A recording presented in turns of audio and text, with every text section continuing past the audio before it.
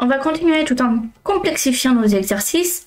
Donc toujours dans mon dossier démo_JS. Alors vous êtes libre de l'appeler comme vous le souhaitez, bien sûr, hein, votre dossier d'exercice, tant que pour vous le nom est pertinent.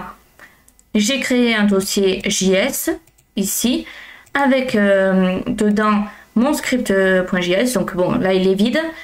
Et j'ai mon fichier index.html où j'appelle le script.js. Donc ./JS pour le dossier JS, script.js pour appeler le script.js. Je ne mets pas de CSS parce que je n'en ai pas besoin.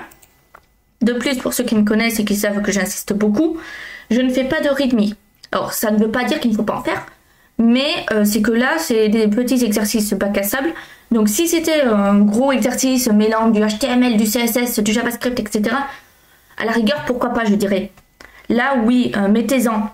Mais si c'est juste pour s'entraîner à faire un peu d'algo, c'est pas forcément nécessaire, sauf si vous voulez également vous entraîner à faire des readme. Voilà. Donc, je vais coller mon exercice, comme ceci. Voilà. J'indente le tout. Voilà. Division avec gestion d'erreur. Divise un nombre par un autre et gère le cas où le dénominateur est 0. Pour ce faire, on va commencer par faire une fonction. Donc, je dis je vais faire une fonction. Je lui donne un nom, donc diviser. Alors, je suis libre de l'appeler comme je souhaite. Moi, je mets en français, comme je le dis tout le temps, pour vous aider. Pour ceux qui ont du mal. Mais bien évidemment, ceux qui s'en sortent très bien, mettez en anglais. C'est beaucoup mieux. A, B pour mes deux nombres. C'est les paramètres que je passe. Et je mets des accolades. Alors, if, si, là je mets donc ma condition, B égale 0, donc je lui dis que c'est absolument égal à 0, tu return un message. Donc par exemple, impossible de diviser par 0. Voilà, on ne peut pas diviser par 0, c'est pas possible. Très bien, donc là j'ai fait une partie de ma fonction. Maintenant il faut quand même que je fasse le cas où on peut diviser. Donc je fais un return de A divisé par B. Point virgule. Je finis toujours par des points virgules. Donc ici je rajoute le point virgule que je n'ai pas mis, ce qui n'est pas bien.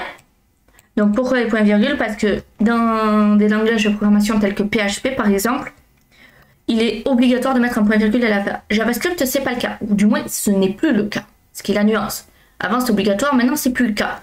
Cependant, moi, je conseille d'avoir les bonnes pratiques dès le départ et de mettre des points virgules partout.